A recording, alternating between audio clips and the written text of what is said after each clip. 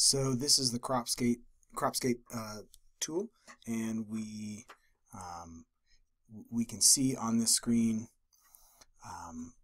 colored areas, and you can see the yellow and green colored areas here signifying that we are growing corn and soybeans. For your assignment today, I want you to go to 3 different places on the map. If I were you, I would choose one site in the Corn Belt. I would choose a site in California, and maybe a site in Kansas, or maybe the Mississippi Delta.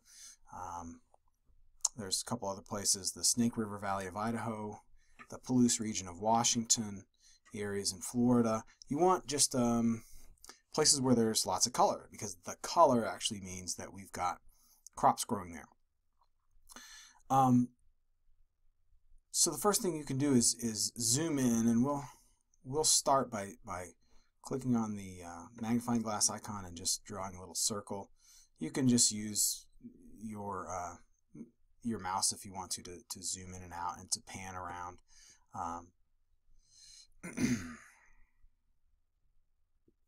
So I'm just going to continue to zoom in here until I'm pretty comfortable with the amount of fields that I'm able to see, and so you can start to see these rectangles and different shapes on here. And because we're in California, I'm going to try to get a variety of crops. So I'll kind of focus in right in here. If you want to just explore the tool, you can click on Legend. The legend will show you the kinds of crops that are being grown in this area.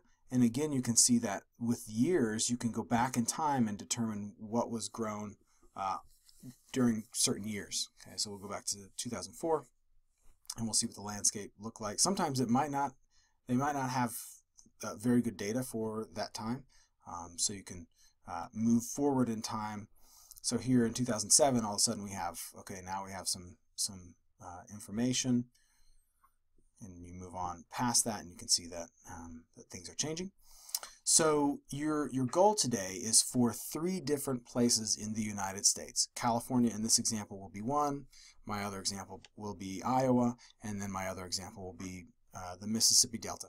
You want to select an area. So what we do is we use this tool right here that's called the area of interest, and so we can draw a box, and what that box will do, that'll go get us the information for that particular area, and will for the years 2014. So we've got 2014 selected over here, and we define an area of interest for 2014, and so that's going to look at what crops were grown there in that particular time. So we've done that, and you can see that's it's kind of highlighted there. Then what you want to do is just so you can see what the data actually is, you click on this area of interest statistics. So you click on that, and that goes to the databases and then searches for the actual information behind each of those fields.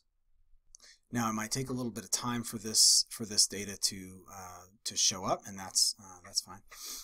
So you'll see a list of crops that are grown in the area of interest where you selected. So we have a real big variety of crops that are grown here. There's also other categories that are non-crop categories: developments, barren lands, woodlands, all that kind of stuff. But you can see this is California, and it's not just vegetables in California, right? So some other things you can do are take a look at the graphs for these areas and see which crops are actually the highest percentage grown. And as you hover over each of these slices, you'll see that it tells you exactly what it is that's grown in those areas, and that's really cool.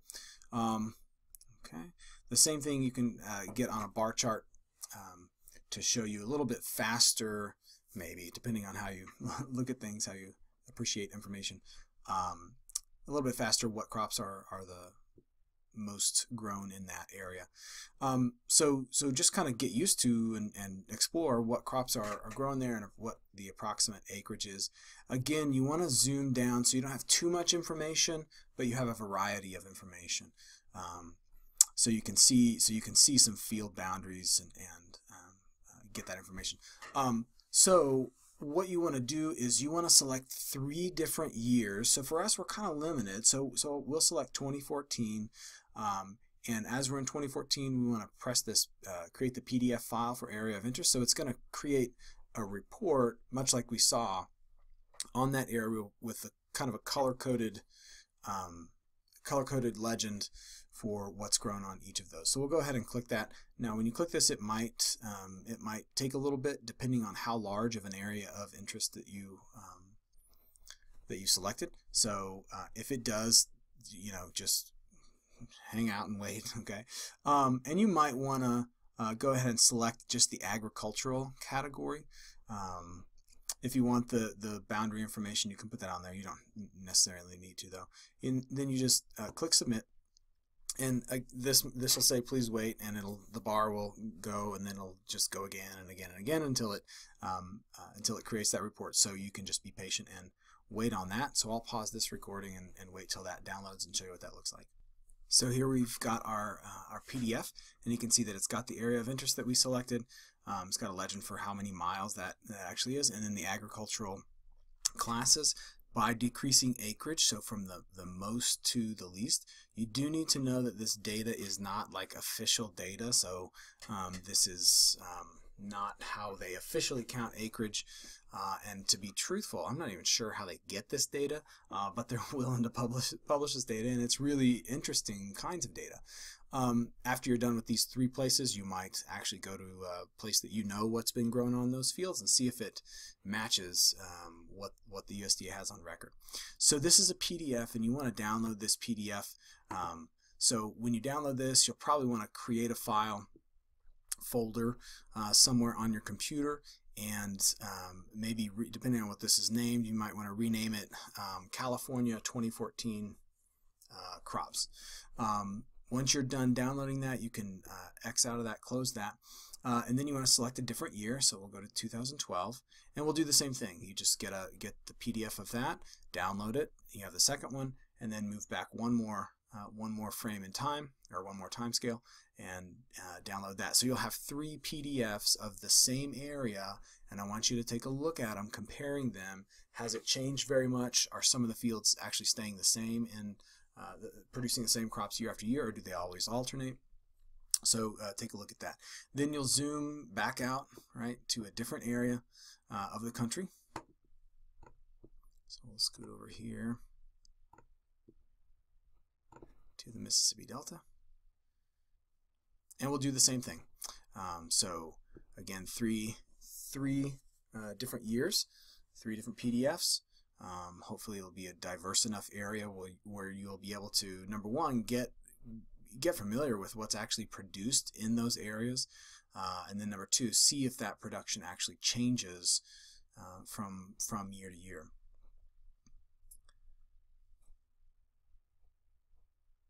So in this case, we have a lot of cotton, we have soybeans, we have corn as well. So we can just see that from the legend. Let's see what happens in 2014.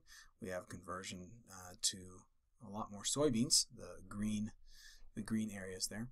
So I'm going to go ahead and select my area of interest, and your area of interest can be any shape that you want it to be. And again, take a look at those the area of interest information, the graphics that you can get for that area. Take a look at that, and then create 3 PDFs, 3 different years for that area, and then you'll do that again for one more area.